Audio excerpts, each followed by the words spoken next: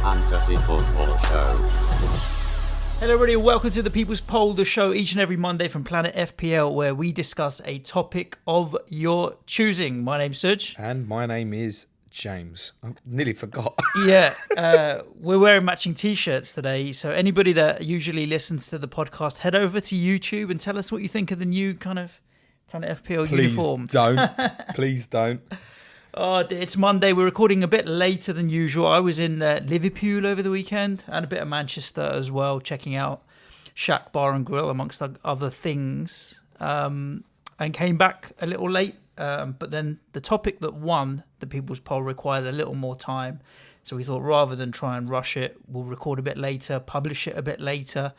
And we are still in the middle of game week 26. So... yeah, I mean, everything feels long. It's like game month, isn't it? It's got long and late and confused and whatever it is. So thanks for bearing with us. The poll, James, yes, had 4 options. With probably the biggest landslide winner we've had in a poll. I can't. Really? I can't. As Yeah, much as I that? would say Wow. so. I can't say that we're particularly surprised either.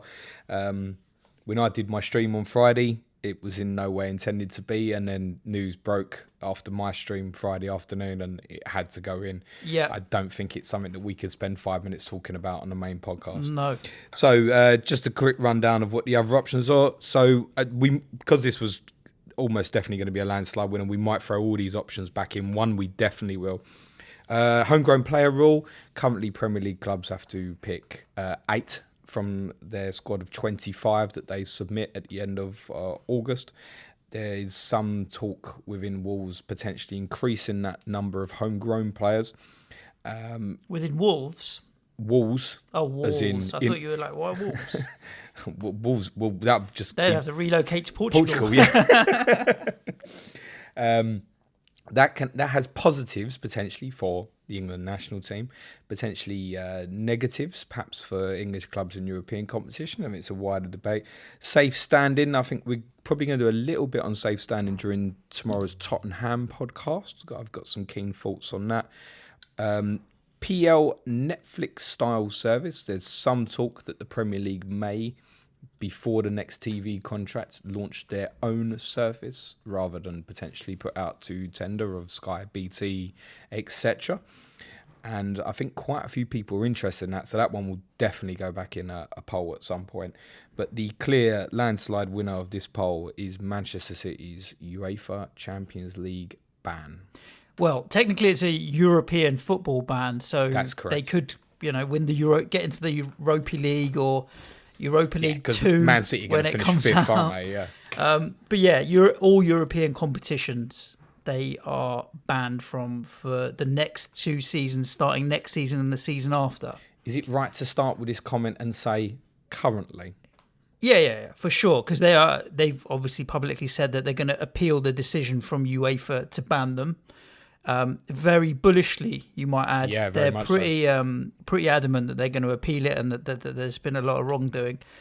But this goes back quite a way now to the first time that they got convicted of breaking FFP rules in 2014.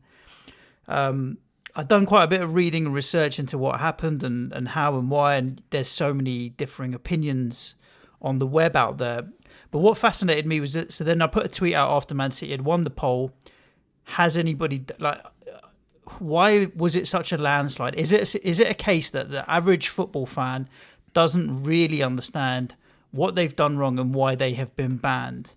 Now, over 80% of people either have read nothing or have read 1 or 2 articles, and that's it, which is not really enough to get under the surface of what's happened.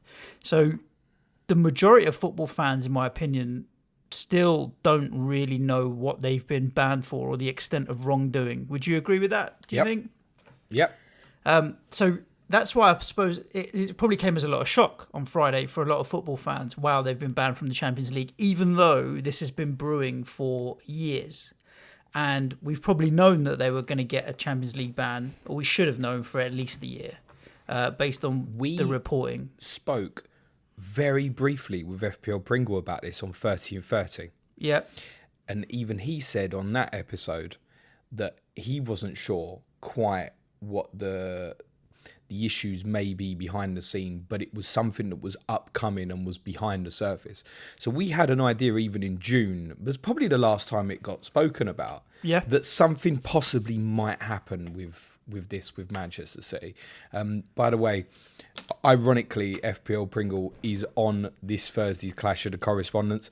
So he might not be after he listens to this. Well, no, I'm sure he will listen to this. He will get the right of response to give the Manchester City opinion this week. Yeah. I think it's important to put it out there that neither you or I are what you'd call investigative journalists, right? So anything that we talk about on this show, it's not like we've got the inside track into Man City or have done any digging ourselves. This is anything we comment on is information or opinion that's publicly available on the internet. It's not like what Suj doing here is covering us from getting sued. Well, I just suppose it's not like if you listen to this and think, wow, we've got great insight. All of this stuff's on the internet. So it's just a case of whether you want to take the time to read it. We're not privy to any information that nobody else already kind of has. And I suppose there's two sides to every story. If you listen to a lot of the media bias at the moment, Man City fans will tell you that they're quite they're being victimised here, and the likes of themselves and Paris Saint-Germain are being victimised with FFP because some of the other bigger clubs don't want them to rise up to the top. And that's the general feeling. I was listening to talk radio on the drive up to Manchester on Friday night when the news had broken, and that was it. Most of them were like, this is UEFA and the big boys, the AC Milans, Bayern Munich's, Real Madrid's, etc., trying to keep Man City and Paris Saint-Germain out of that upper echelons of football and using financial fair play to do it. I don't think that's the case, though, here. No, I don't. But it does feel like there is needle between UEFA and Manchester City that has been stemming for a long time. There has been. For example, one of the questions Manchester City fans are probably asking at the moment, if they look at it objectively and go, okay, we've been banned. Why haven't Paris Saint-Germain? Manchester City haven't gone and spent 200 million on a footballer like Paris Saint-Germain did with Neymar. No. Manchester City haven't tried to take liberties by getting a near 200 million worth player in Kylian Mbappe on a 2-year loan. No. And that's the thing, is that here now, what you've mentioned are such surface level opinions on financial fair play, right? You've automatically associated money to players when it goes so much deeper than that. Let's take it back. Players aren't the reason why this has happened. Let's take it back to FFP, right? So I think what the first thing to do is to clarify financial fair play. Go on. Because a lot of people will be, what is financial fair play? It's pretty straightforward and simple and obvious, but the debate comes down to, for the likes of City and Paris Saint-Germain, and then you've got a lot of clubs in the likes of Russia and Eastern Europe that have wealthy billionaire owners. The ultimate question is, if we've got loads of money, we should be allowed to spend it. Simple as that. Like, should UEFA be allowed to restrict the amount of money we can spend if we've got loads of money? Like, what's it got to do with them if we spend loads of money? FFP came in from the 2011 season to stop clubs from spending more money than they got in. That's basically the rule of FFP, right? FFP is you can only spend as much money as you make. Therefore, you cannot make losses as a football club. You can. You have certain periods. Yeah. So the first 2 years, I think it was around 45 million that you were allowed to lose. The next 3 years, another 30 in total, and then after that, so there was a drop off of going. It wasn't from straight away. You have to stop losing money. There are, if I'm right in saying this, there are underwritten things that you can spend money on where it doesn't matter. So I think stadium infrastructure, training grounds, youth facilities, women's team. There's loads of things where you can spend the money. Because the Man City women's team's not banned from Europe, and you're not penalised. No. So the high level premise is you can only spend what you make. And so that's where the likes of City and Paris Saint-Germain come in and are like, well, we haven't got the legacy history of it. And there were certain rules at the beginning of financial fair play around if a player contract had been signed before 2011, then you wouldn't count all of their salary potentially if they were on a super astronomical wage, because City did buy quite a lot of players pre-2011. But in the first 4 years of the ownership coming from Abu Dhabi, so 2008, within the first 4 years. They spent 1.1 billion, invested 1.1 billion, perhaps we should say, into the club. Now that's a ton of money. Really? Short change, isn't it? 1.1 billion. I mean, On for the what? likes of the Abu Dhabi owners, sure. I mean, he has a yacht. The Sheikh has a yacht which is 500 million, just the yacht. He's got 5 Bugatti Veyrons. I think each of those are 1.2 mil. Okay. 5 cars at one point. Yeah, for them, it's small change. I suppose what it is like, do you remember the days when Alan Sugar took over at Tottenham now? He's not rich enough to be a Premier League club owner now. No. The Paris Saint-Germain investment over time now is topping 2 billion. 2 billion. So I suppose it's now saying that to get into that stage and to do it through pure investment, you have to be filthy rich. You're not even talking about hundreds of millions is not enough now. You need to be in the billions to just throw that kind of money at a football club. And there's not that many people that can do it anymore, really, right? But back to that question, do you think, you specifically, that owners of football clubs should be allowed to spend whatever the hell they want? If it's their money, why should UEFA control it? I think, if I just keep my football head on here, I think the annoyance with City fans as well is also, to reference another club, what happened previously with Chelsea and Abramovich coming in and just smashing the money. Yeah. Now, it's worth saying Chelsea didn't do anything illegally there because there was no FFP. There was no legislation at that time. And by the time it came in, Chelsea were established Champions League club, etc., etc. I think it kind of came in when Chelsea won the Champions League. Yeah. So City and Paris Saint-Germain come in, all this money starts going mad. And I think City fans feel like what you'd referenced earlier was there's a monopoly of the elite in European football, your Juventuses, Man Uniteds, Barca, Real Madrid, etc. And the super clubs wanted it to be a closed off kind of arena that potentially would break off into a Super League. And there was no need for clubs like, particularly in Manchester City's case, also Paris Saint-Germain, I don't think have won a European trophy. Man City have, actually, many blue moons ago. But there was an outside want for them not to be at that table. I'm more of the opinion that there was a great fear that the way some of the sums of money were being spent was different case scenario, but if you reference obviously what happened with Leeds, where it was so close and then it went bust basically, and they're still not even back in the Premier League, was to protect clubs a little bit. Was around that, right? I mean, with the likes of the Qatar, the whole nation of Qatar, like it's a whole country that's owns Paris Saint-Germain, right? Or the guys at Man City, they don't have any financial issues. But we had our Icelandic bank billionaire at West Ham, disappeared and went bust. Randy Lerner, tail between his legs, disappeared. So there are plenty that are rich that still weren't rich enough. So the likes of Paris Saint-Germain and Man City probably can't see that because they're uber rich. But there is that issue of two things. One is when it goes wrong, you're going to be in serious trouble. And we're seeing that with lesser clubs, let's say smaller clubs. And the second is the gulf between the rich and the poor. Like if you make it a free-for-all, then income inequality is one of the biggest issues in society in general, let alone football. There's 3 people in America, 3 people that have more money than 50%, the bottom 50%. 3 people have more money than 150. So the rich getting richer and the poor getting poorer. Can any of them buy spares? Just out of interest. Warren Buffett, Bill Gates, and Jeff Bezos. You wouldn't mind a bit of if you want Amazon to be all over that stadium of yours, then by all means, it could be. It could be down for that. That stadium could be the biggest Amazon locker depot in the world. It's got a big underground car park, right? Fair play. Whack those orange lockers in there.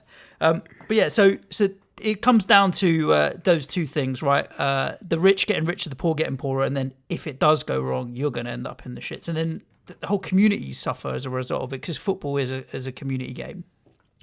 The rules came in 2001 too, and we have to break up the discussion 11-12? on Man City. 11-12, sorry. Yeah. I'm 10 years out. You're good. But you have to break this down into 3 or 4 different things that have happened with Man City in particular, allegedly, right? And the first being that in 2011-12 and 12-13, they broke the financial fair play rules. Correct. They lost shitloads more money than they were supposed to lose. and as a result, they made a deal with UEFA at the time. Paris Saint-Germain did the same thing, and there was a bunch of other clubs that got into the same situation. That's all factual, common. Correct. I think that's Yeah. The details of it is where it gets a little murky. So I think that the total loss was 150 million, and they were only allowed to lose 45. Fine. At the time, they were given a 60 million euro fine, of which they got 40 million euros back if they behaved well. It's a 20 million euros slap on the wrist, and I right? think they had to pick at one point. It was less players for their Champions League 21 squad, instead of 25, like and small restrictions in the transfer window that, as an average football fan, you probably wouldn't even notice. Like, you wouldn't even bat an eyelid. 20 million for them is a drop in the ocean, and you wouldn't even bat an eyelid.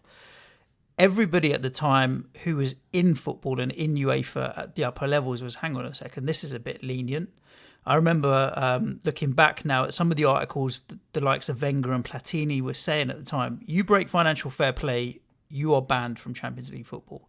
And that was always the stick that they used with FFP, right? From the day it launched, there was never a case of leniency or anything. It was, if you break FFP, the punishment is banned from European competition.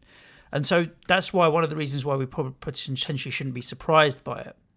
When you scratch beneath the surface, that loss that Man City made and that Paris Saint-Germain made was way, way worse.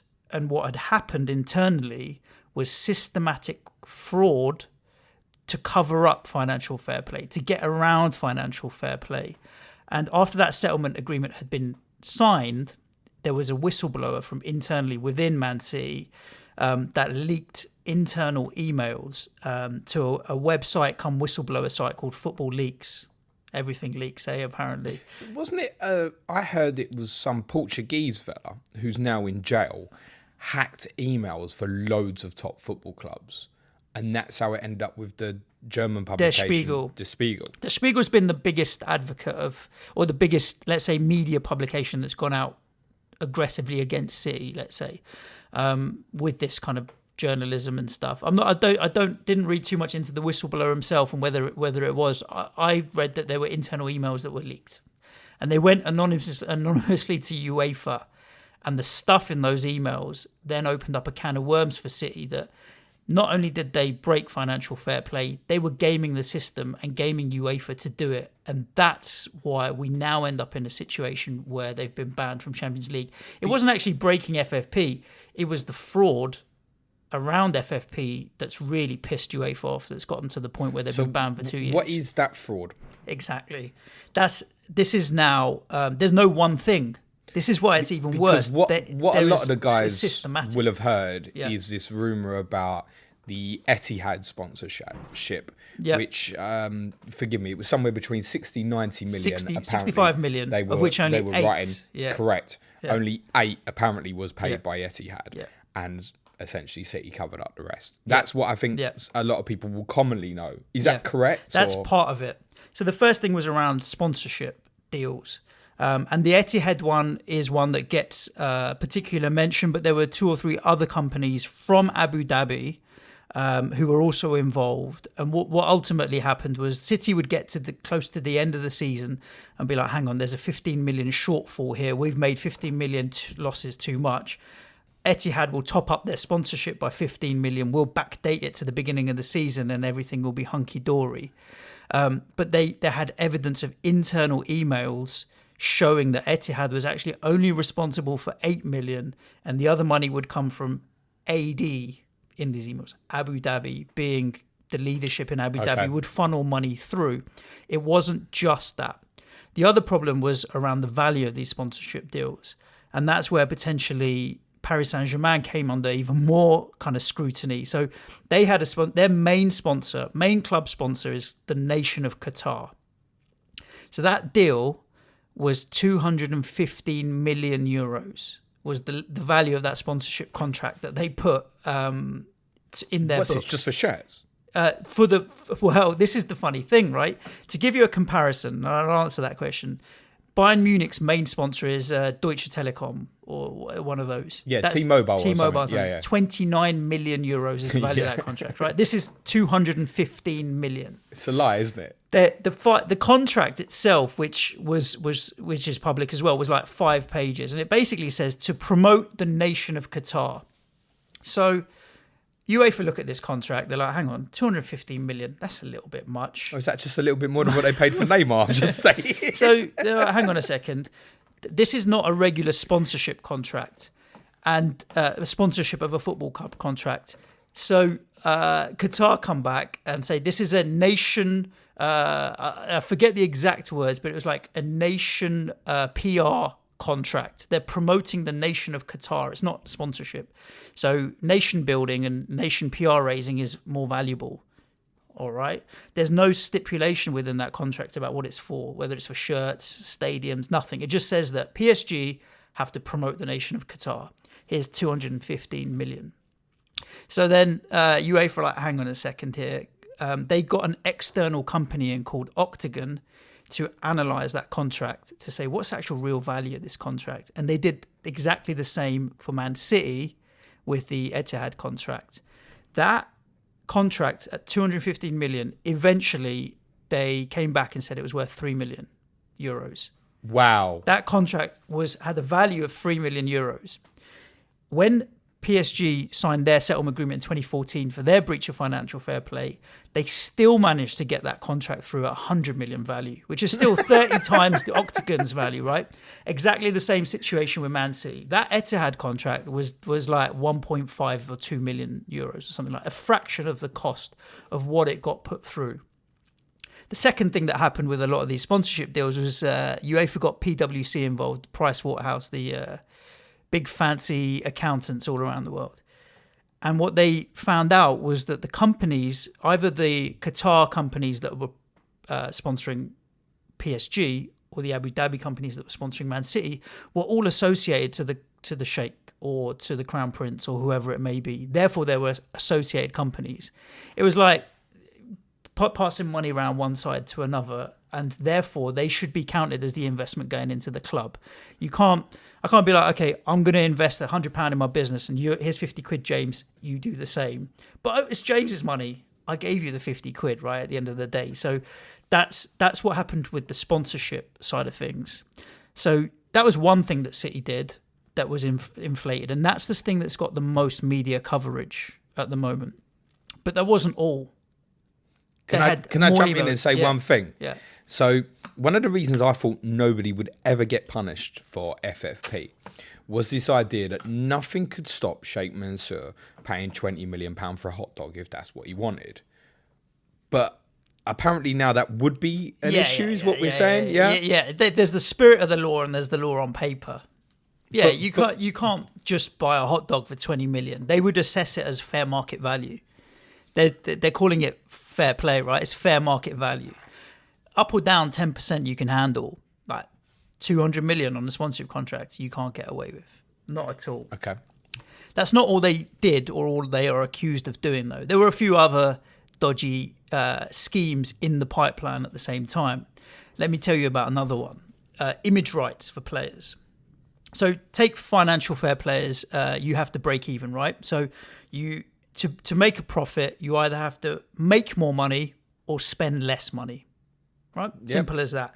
So there were schemes that they put together to either make more money or spend less money or to do both at the same time. And one was around image rights for the players.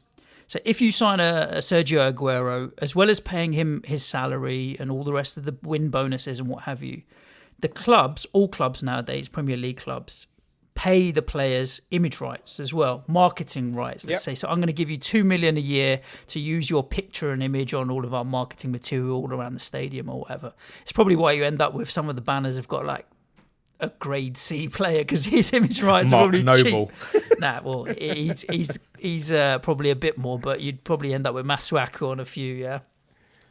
So they invented a third-party company, another company, to manage the image rights, to pay the image rights. They invented. Well, Are they you saying started. this They founded company another doesn't company. exist? They Right. founded another Okay. company Yeah. to pay the players image rights. They sold the image rights basically Yeah. to another company. Yeah. So in a scenario like this, it's like Manchild's got a company, and I'm like, okay, to promote Planet FPL, James, I have to pay you £100 a week extra to use your beautiful image on posters that we're going to put out. But by doing that, I'm going to get money in because more people are going to listen and we'll get more sponsorship money. What they did is they sold the rights to that to another company. And so this fictitious company that's got a couple of directors, the Rowlands, father and son team, paid Man City 30 million euros, 30 million pounds or euros for the image rights to the marketing for all the players. But there's no clear indication of how those guys were going to make money out of it because they don't own Man City, right? Man City is still doing the promotion. Where did these guys get 30 million from? Well, so if you follow the trend of the companies, and this is Der Spiegel has done this reporting, there's a UK company which has a UK holding company of which the shares are owned by a trust in the UK, which has a ultimate parent company in the British Virgin Islands, and so on and so on. Wow. So the thread is very, very big and deep. Fordham Investments, marketing investments or something like that. And the accusation is that the money came from Abu Dhabi off to the British Virgin Islands and then back in through for them to buy the payment rights to the image rights. This has all been investigated. So it's like, hang on a second, you've taken the cost off your books and dumped it in another company. And that's not there were accusations about other costs and revenue that they've taken out and put in a separate limited company, which is not Man City Limited or whatever. So that's one thing that they've been accused of. Sponsorship and image rights. At the moment, as a listener and as me, I'm hearing things new as well. I didn't expect you to. Actually, I did.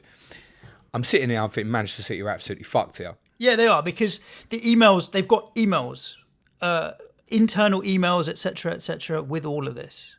From like the club directors, the chairman, etc., authorising all of these payments.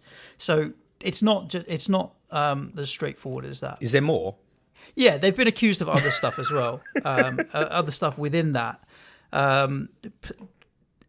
Talking about a separate issue, but that they got away with was third-party ownership of players, as well as become an issue. Do you remember they got fined last year £345,000 for third-party ownership and the under-18s? They were signing players that were under 18 or what have you. Nope. So Man City last year got fined by UEFA somewhere around £340,000. And that was for doing exactly the same thing that Chelsea did. They had some third-party ownership issues around players, and then there was safeguarding around under 18, signing professional contracts under 18 years old, and so on and so on. They broke a bunch of rules. The difference between Man City then and Chelsea was that Man City just held their hands up and took the fine on the chin. And this is why Chelsea got the transfer ban. Yeah, right? Chelsea got the ban because they were fighting it. City just took it on the chin. City took it on the chin at the time. We ain't going to take this one on the chin, are they? Well, yeah, they're not, but it's a little bit more complicated than perhaps just that. Okay, so let's try and give a City account, if we can, a little bit, right, to even this up. So they obviously believe stringently that they're going to get this overturned. Either that or they're just playing face in public. Mm-hmm. Right? How, based on what you've said, and the general perception, I think, of most public people will be, they will get this overturned. Okay. What do you think? So, because the way you're talking, I'm thinking it's not possible. I'm thinking Spurs are in the Champions League next year. Well, I don't think if UEFA are serious about financial fair play, I don't think it's going to get overturned. I don't think it's going to get overturned at all, because of the big hullabaloo they've made about financial fair play.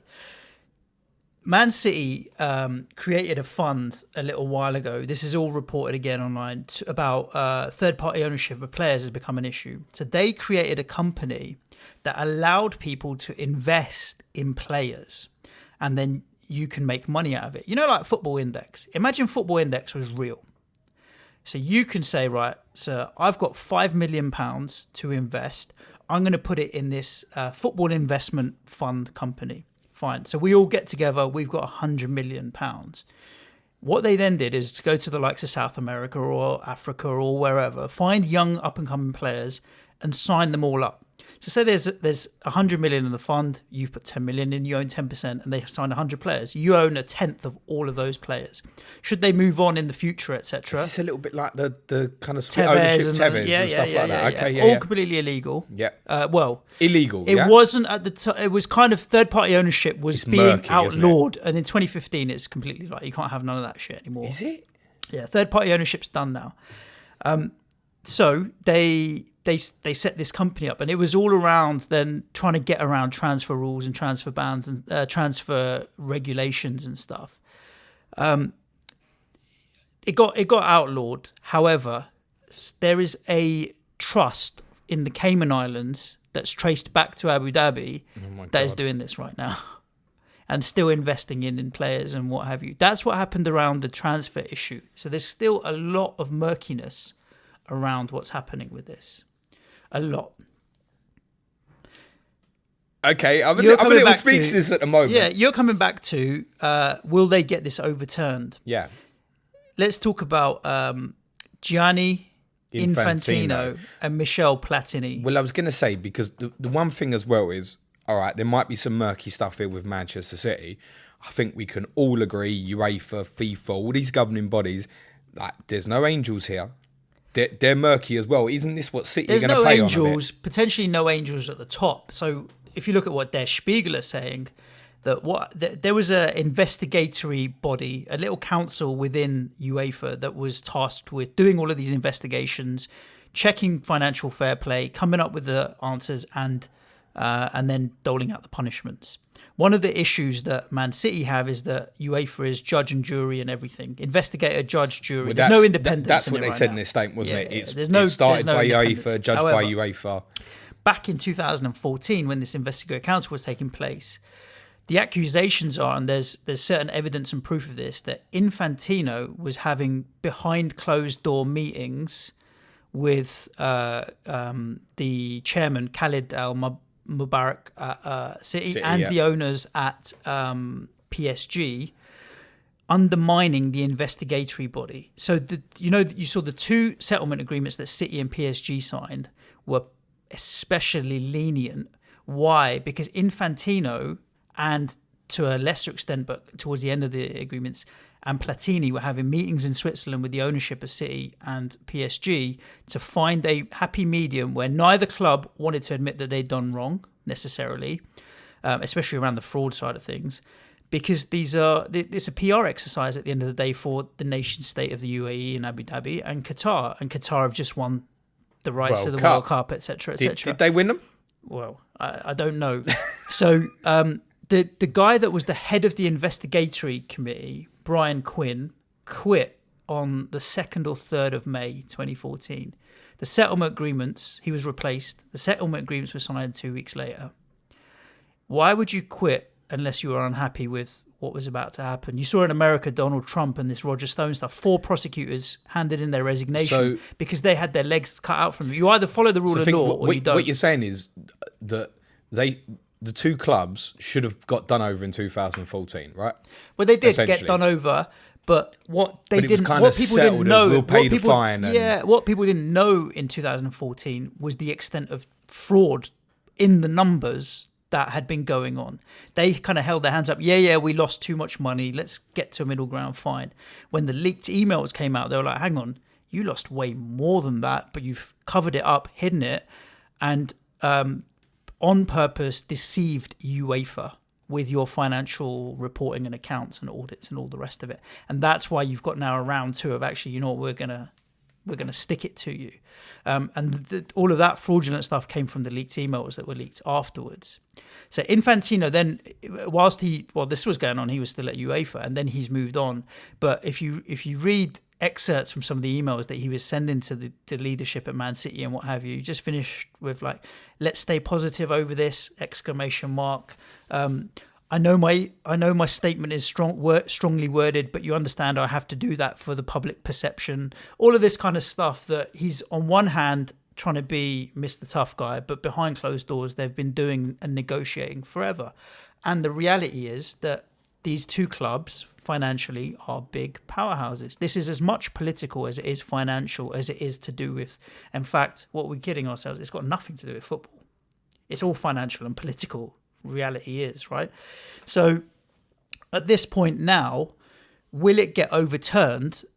There's a strong chance because of the behind closed doors influence that the leadership ownership of these clubs will potentially have. One lawyer in London told Sky that it will get overturned because Manchester City are richer than UEFA. Well, yeah, you can't argue with the nation state of Abu Dhabi. Well, it's UAE, but the Emirati of Abu Dhabi, they're fantastically rich. One of their strategies is around drowning UEFA with lawsuits. And it happens this is not just Manchester City or Paris Saint-Germain. Any big company, if they get sued, the first strategy is, well, what can we do to sue them back and drown them in paperwork so they just think, sod this is not worth it, and move on. Well, that's part of the point. Could Manchester City unearth, in fighting back here, some serious stuff about UEFA? 100% there will be. And the likes of Der Spiegel and The Guardian and Independent and all of these guys that are doing journalism are unearthing it. And we now have platforms like Football Leaks to allow these leaks to come out and what have you. So it wouldn't surprise me at all if more stuff is to come out. But the problem is here, for the average football fan, for the 81% who have read one or two articles, they're not gonna care here. This is now really about finance and politics, political influence within football. So yeah. Is this story far bigger than we realise it is? I mean, when the news broke on Friday and I went, wow. I mean, the first thing I thought was Spurs. Personally, as a football fan, I'm sure there's Sheffield United, Wolves, Arsenal, Man United fans, probably their first thought as well was, oh, my team, etc. But then when you sit back and you think about it, oh my God, the potential impact on Manchester City is so huge, and we haven't even touched the surface of that yet.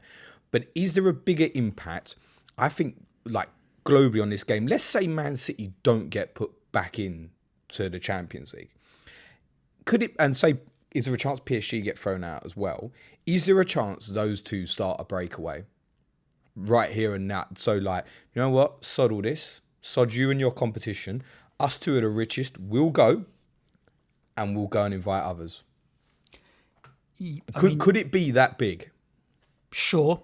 I think the football landscape is 100% changing. Even the clubs who don't have an issue with UEFA don't exactly love UEFA or FIFA, right? No one likes these governing bodies, mate. No one does. No. So there are other players now, the likes of Amazon, that want to get into the football market. And that's sometimes seen as a bit of a closed-off monopoly for Sky and now BT and what have you.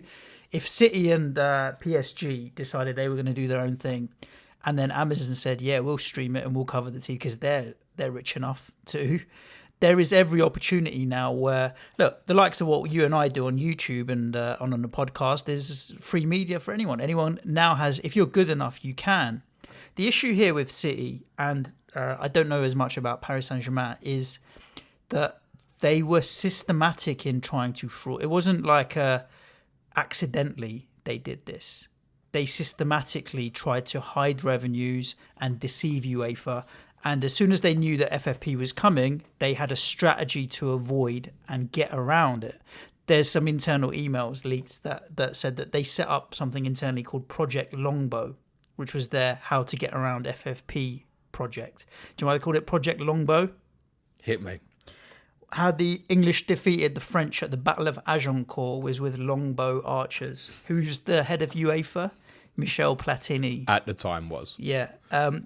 That's the... Well, there's internal emails leaked with titles like Project Longbow and so on and so on and so on. So they were even taking the piss doing it. It was not one person. There was a bunch of people, and it was systematic. And they knew they couldn't beat financial fair play. Is there any way here that the sheikhs at City and that, Al Mubarak and Mansour and all that, didn't know? Like what they're saying in their beliefs, no way. They're guilty as. They knew what they were doing. Is how it looks, allegedly. From the leaked emails, everybody... What I'm saying is it wasn't people previous at the football club. I know they've been there since 9-10, but there was this guy who got ousted, didn't he, for the emails in like 2014 or so, and who's no longer at the club.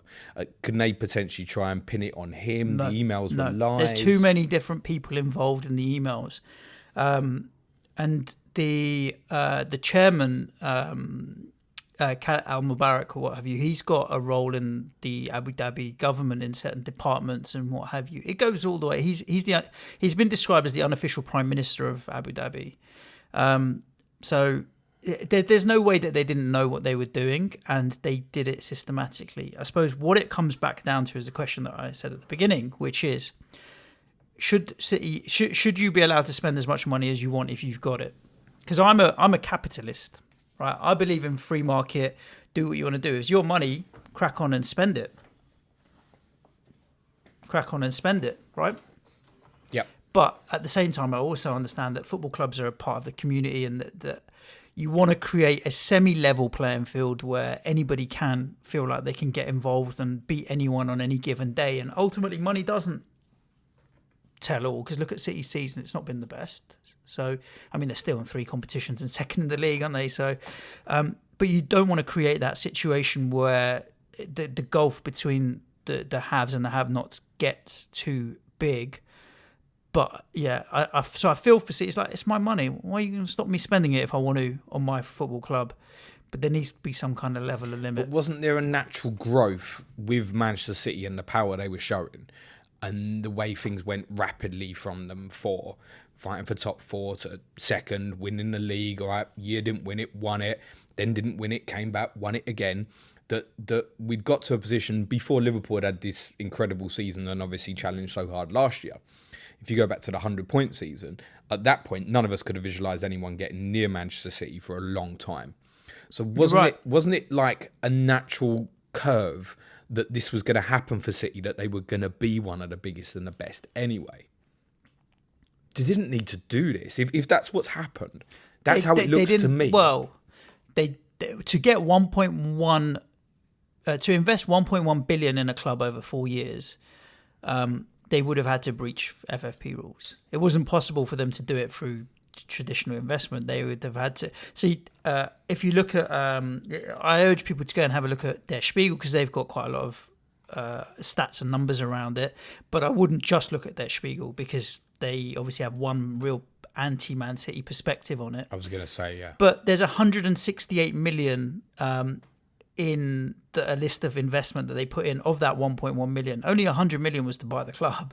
The other billion was on in the first 4 years was on transfers, wages, agents' fees, but 168 in other sponsorship investment.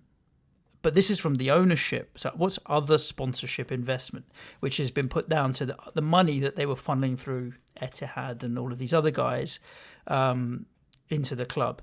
So take West Ham, for example, right? City were in a worse position than West Ham are today when they got down to what was then League One and what have you, the state of the stadium. Going back to late 90s, etc. Yeah. Okay, so but get back to the Championship and what have you.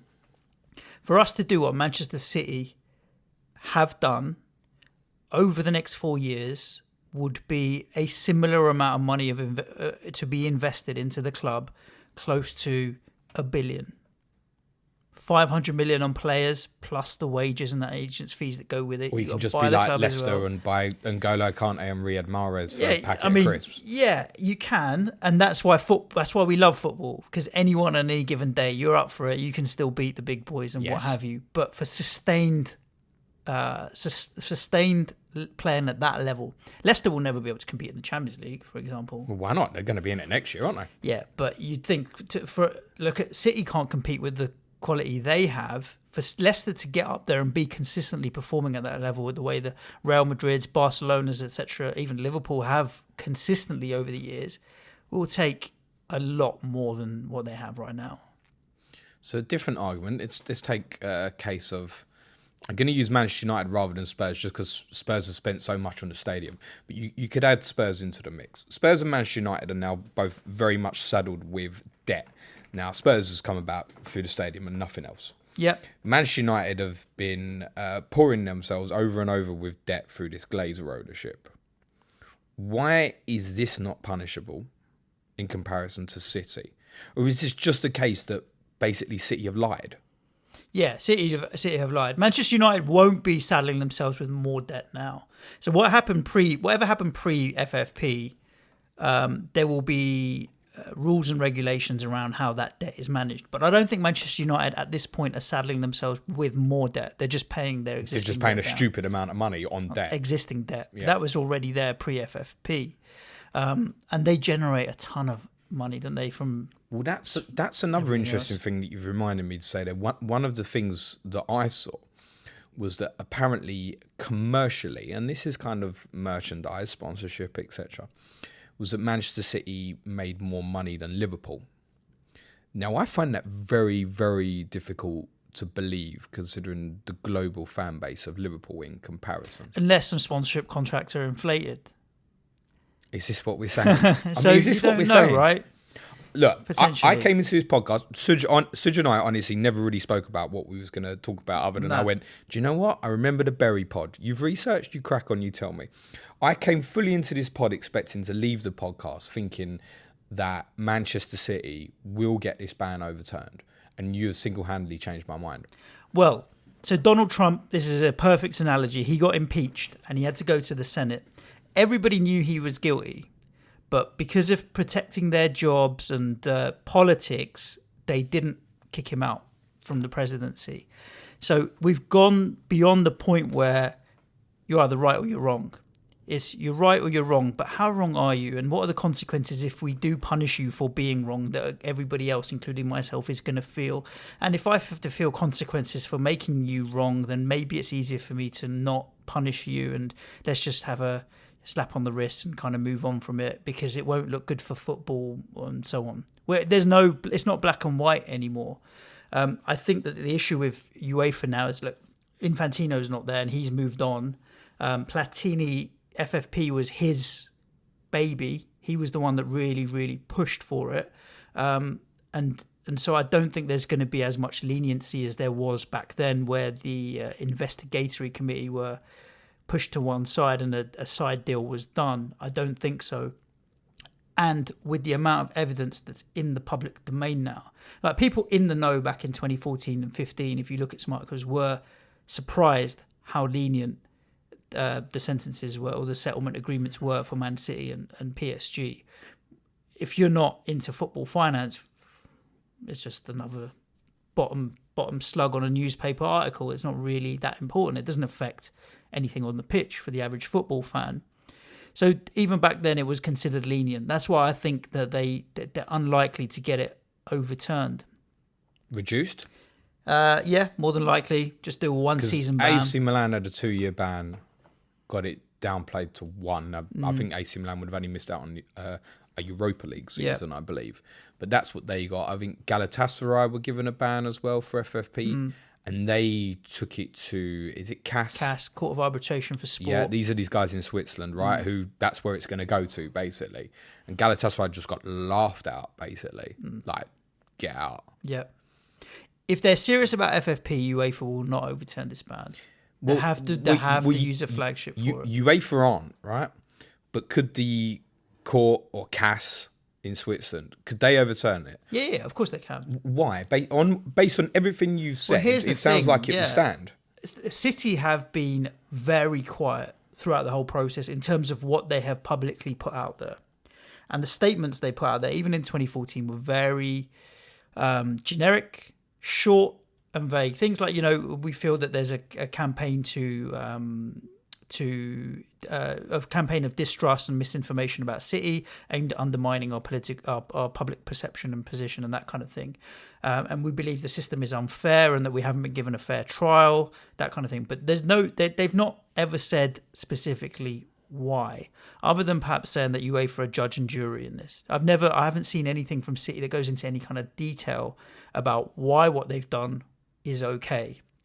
And it's probably because I don't know what they could come back and say is a legitimate reason for it, other than the emails were maybe stolen. But even then, once they're public from a whistleblower, you can't do anything about it. So I don't know how they will overturn it because they've been very quiet about it. If they'd have said, well, we think this, and there was some information you could kind of get their perspective on it, yeah. But I don't know what they're going to turn up to Court of Arbitration for Sport and say is their defence here. because I haven't found anything that makes what they've done all right. Wow. That's They staggering. they lost more money than they should have.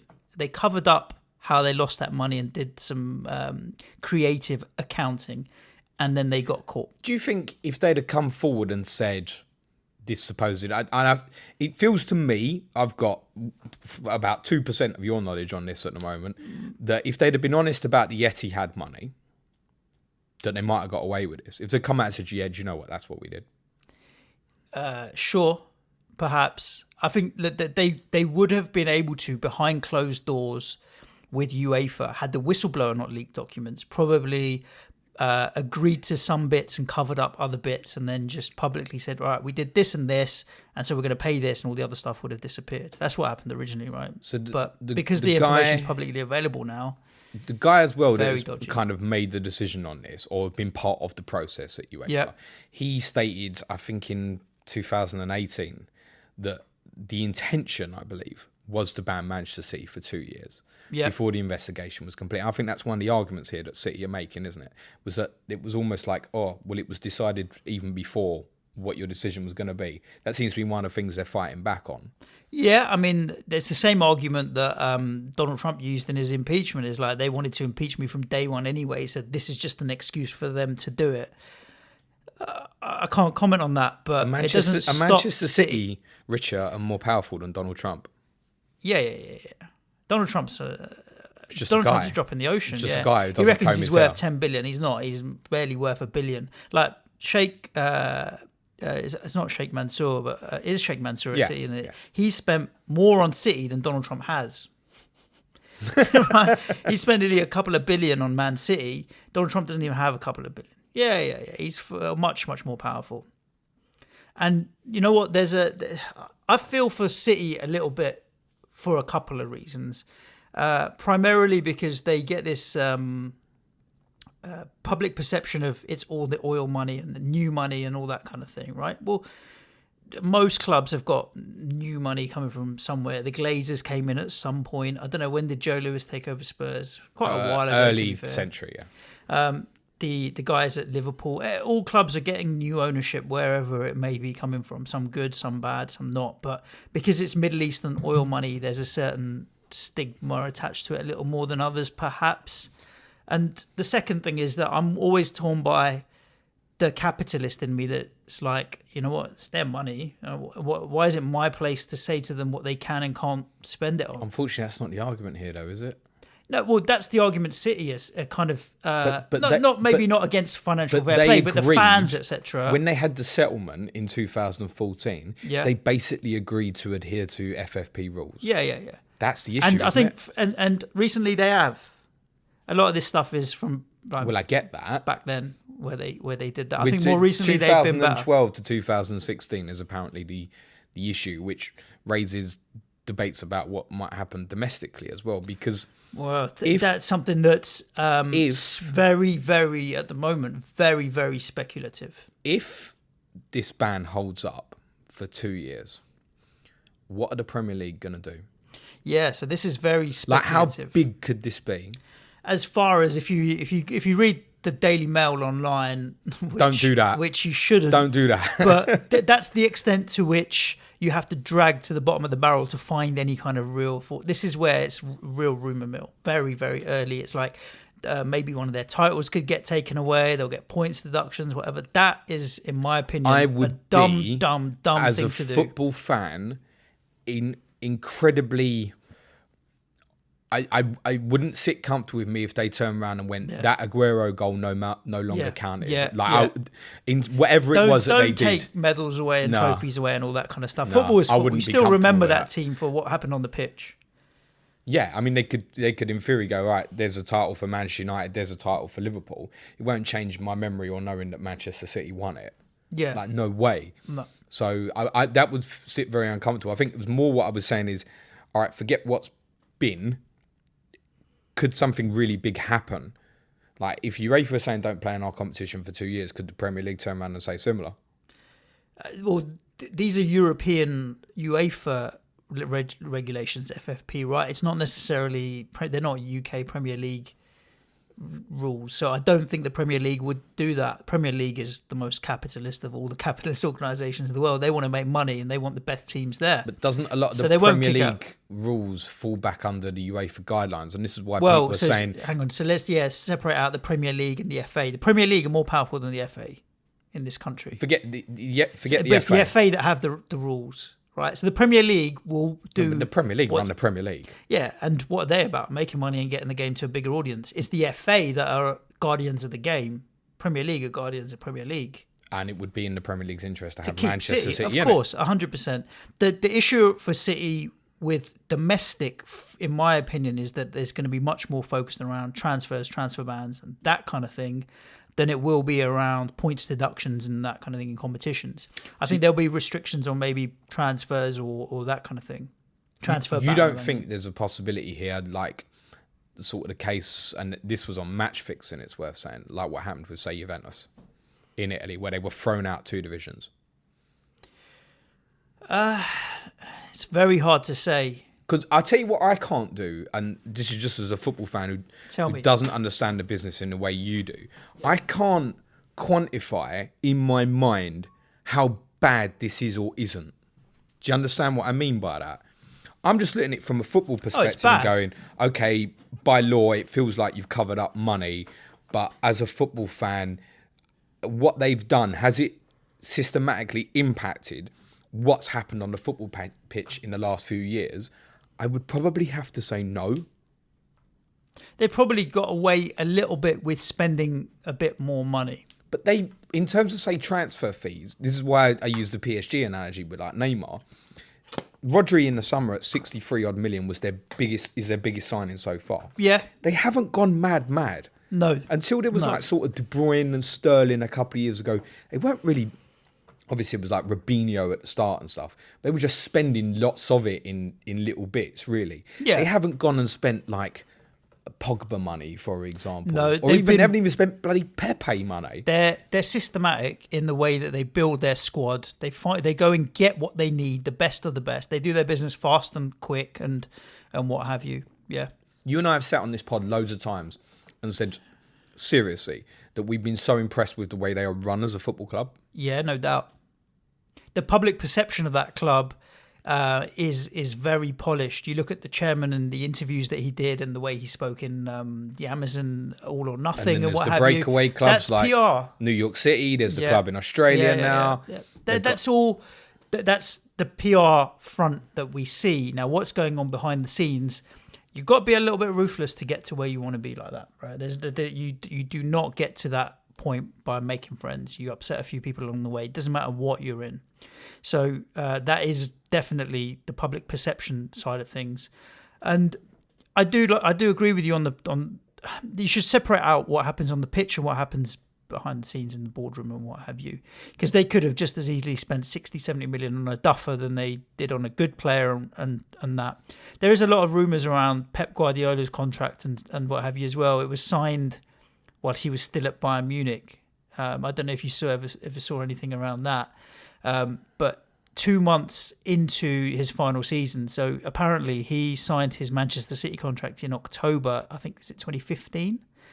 That would be right, yes. Yeah, October 2015 when he was still at Bayern Munich and agreed all of his terms and what have you, which I don't think is allowed to sign your next contract whilst you're still under or what have you. But basically... I don't know, I don't think there's anything that bad. It was just a case of the feeling from a lot of people against Manchester City is that they do what they want to do and they don't care about the rules. And that's why there's now this not little bit of needle. There's a lot of needle between UEFA and Man City.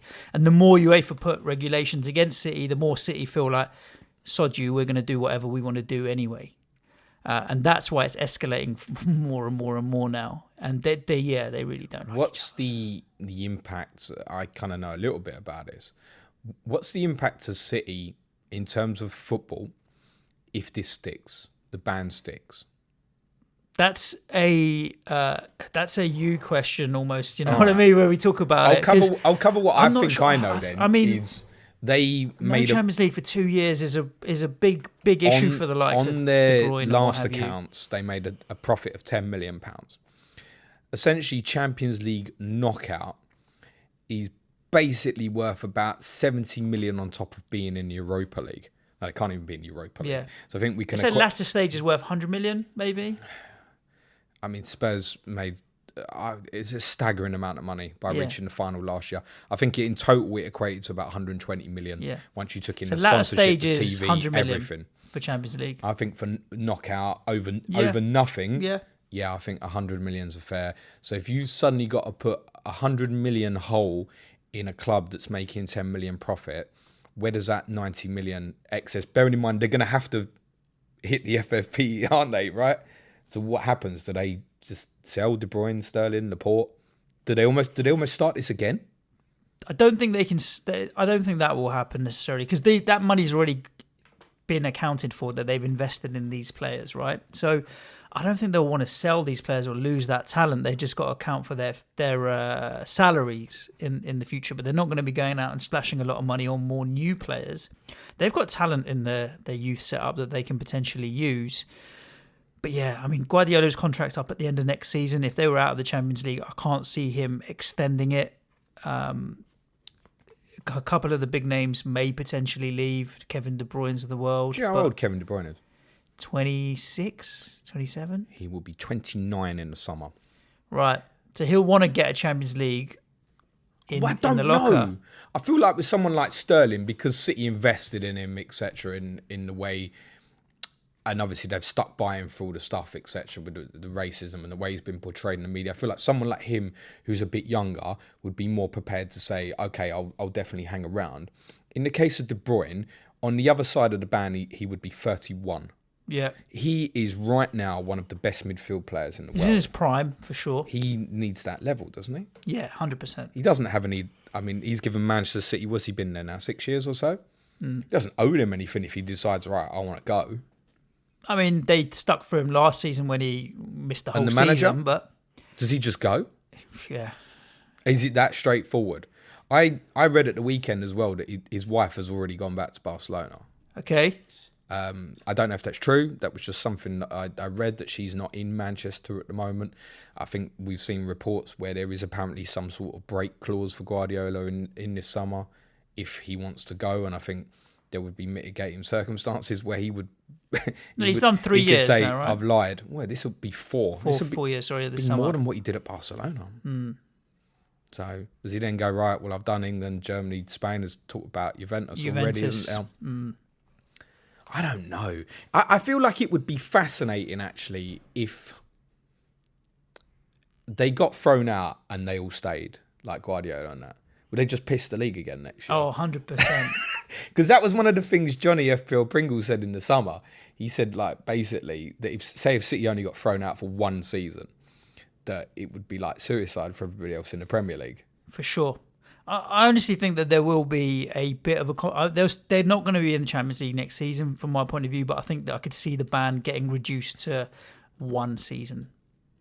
In which case, probably the players certainly would stay, wouldn't they? Then it's just a case of, right, well, like a season happens so quick anyway. So, at that point, I don't think I would see much impact in the squad. I think you would see they would get some high earners off the wage bill, like your Otamendi's, John Stones. Yeah. They would probably invest in some young players. You might see people like Garcia. Foden would play more next year. Of course, yeah. But these are great kids, right? Very good players. So I think they'd be all right. I think it's more the case of, if it's 2 years, then financially as a model, they have some huge decisions to make. I suspect, personally, even though you've opened my eyes a lot in this podcast, that just the instinct in me is that they'll get it turned around. No, I mean, the evidence is overwhelming. So unless you can, not you specifically perhaps, but unless you want to go to court, show me what their case is for the fact that they didn't do a lot of these things. They just seem so adamant that they're going to get round it. Yeah.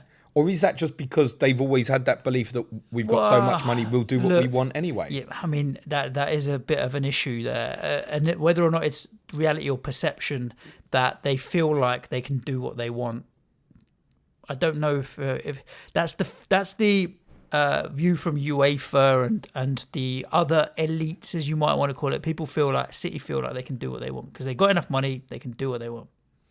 I also, from a sporting perspective, don't feel, even though right now my club is in the position literally to benefit from this potentially, I don't feel comfortable with this whole suddenly it's fifth place thing.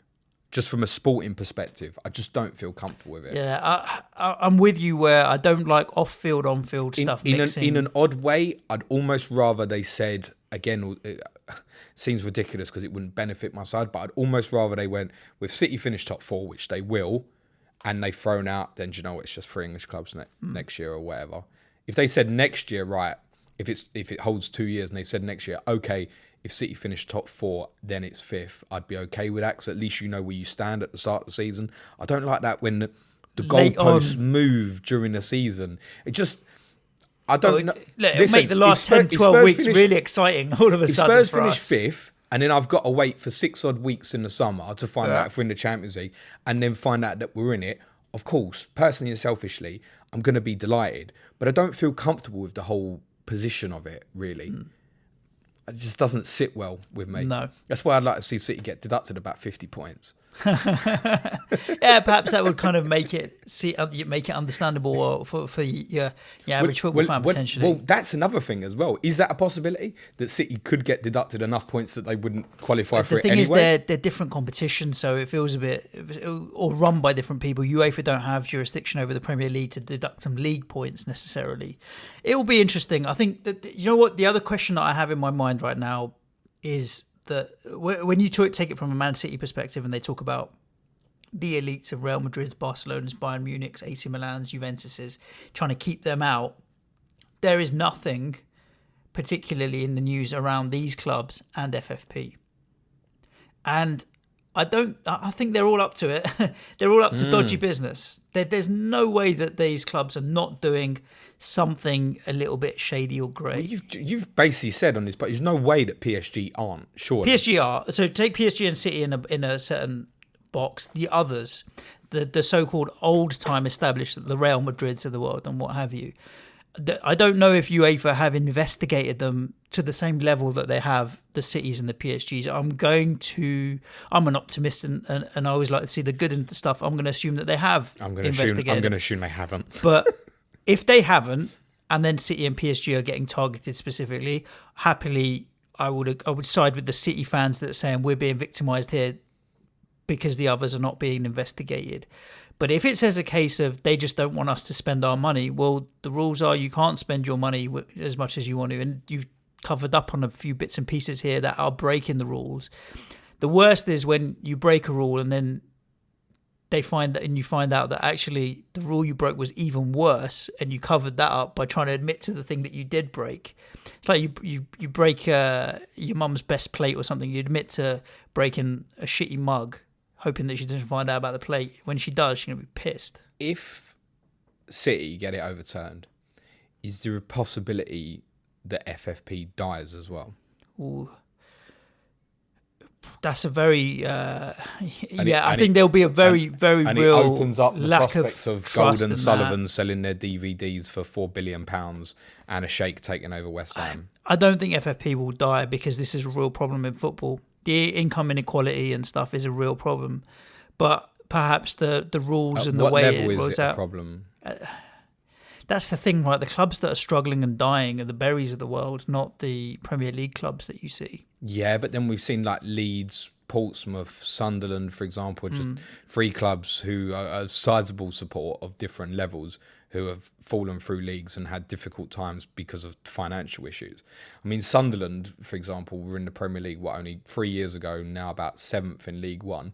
He pretty much admitted in the first week of August that even though they got like a 45,000 seat stadium, that financially they just couldn't do the Premier League, basically. No. I don't like mixing off-field and on-field, but this is, very interesting. I don't know what will happen with FFP. This is why I suppose UEFA really need this to stick. They really need this to stick. What if it doesn't? If it doesn't, they're really going to lose a lot of face here. They're really going to lose a lot of face. I think one of the big stories might be that if City get it turned around, I think the Champions League might bust, mate. I think they might just go, yeah, do you know what? And now we stuck it up to you. We're going to break away. And I think other clubs might see the fear in the power of City and PSG and others and go with it. Football will change in the next 5 Isn't that years. the danger for a big competition like the Champions League? Is like what that lawyer said was that City are bigger than UEFA. They have more money than UEFA. Whether or not they're bigger than UEFA, they definitely have more money than UEFA. Yes, well, they're more powerful. Put it that way. The landscape of football is changing.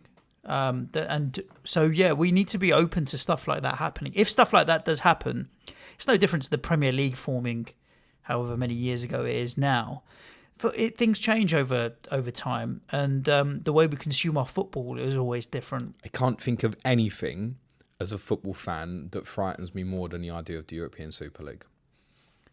Yeah, a European Super League would be mental because of the travel and everything associated to it. It doesn't matter to these guys now. It doesn't matter if you're going to be on £1 million a week or you got to go in an airplane every week. No, for a couple fans. Of hours. I'm talking about. Like, you're not going to be. Well, If Spurs join the European Super League, you're going to be there weekend. Well, home games. You wouldn't see so many away games.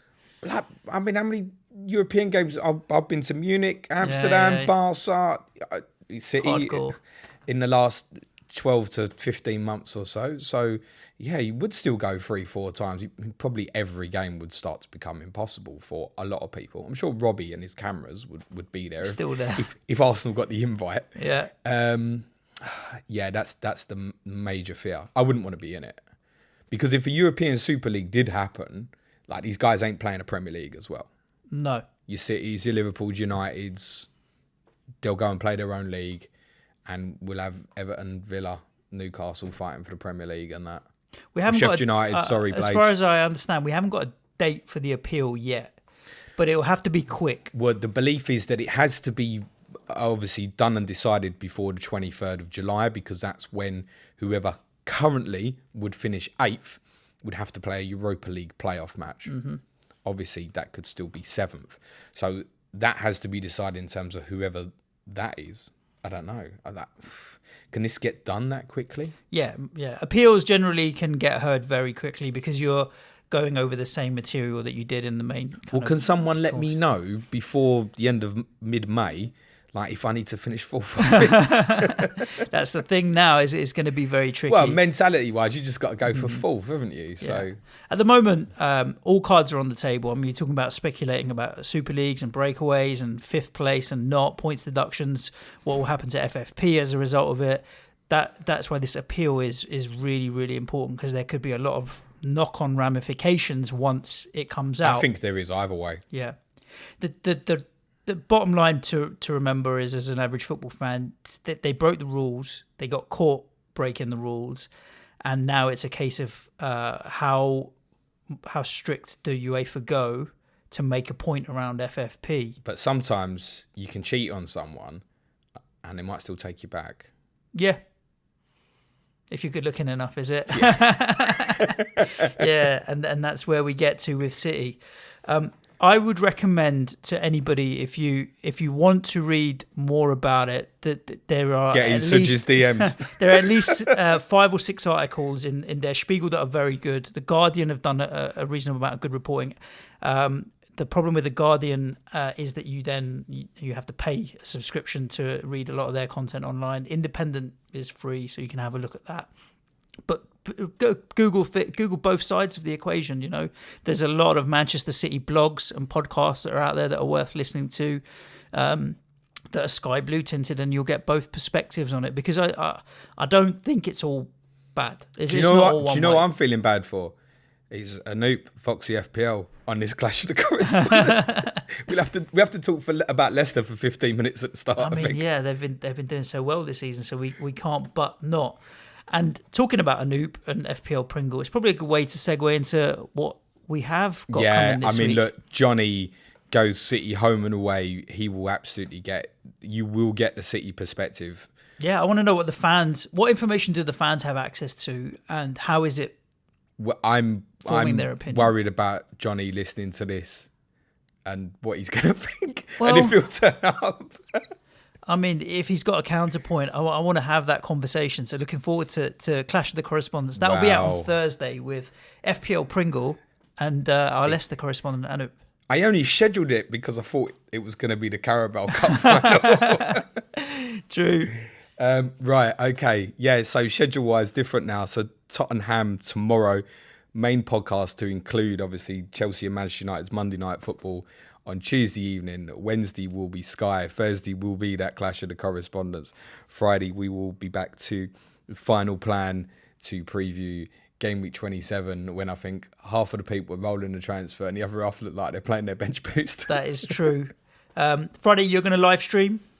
We'll live stream, probably for those who joined the stream, and thanks for the feedback on it. And thanks for the feedback on the quiz, by the way. We enjoyed doing it, and the feedback seems to be really good. The stream will probably be earlier. There may be a second stream on Friday as well. That's dependent on technology. The businessman over to my right. Well, yeah, I think let's drop it. There may be. We're thinking about, for those of you that have watched James Corden's Carpool Karaoke. Oh my God. Friday evening, we're going to be making our way to Manchester because we have Planet FPL Live 3 on Saturday. 5 days to go. So excited. So myself, James, and the one and only Manchild are going to be driving up. We're going to try and live stream from the car the journey to Manchester. Not all of it, because it's about 4 hours, but at least for an hour of it, we might live stream. So that'll be absolute comedy. I think Manchild and James will be drinking. I'm not, I'm driving.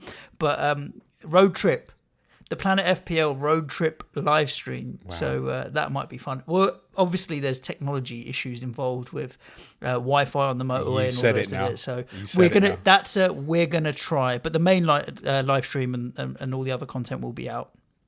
Fresh. Yes. Thank you for tuning in to the People's Poll. All your thoughts, comments, if you've got access to any other evidence, information, Man City related stuff, FFP related stuff, do drop it in. Share this podcast with as many people that you think might be interested in understanding a little bit more about what Manchester City have done.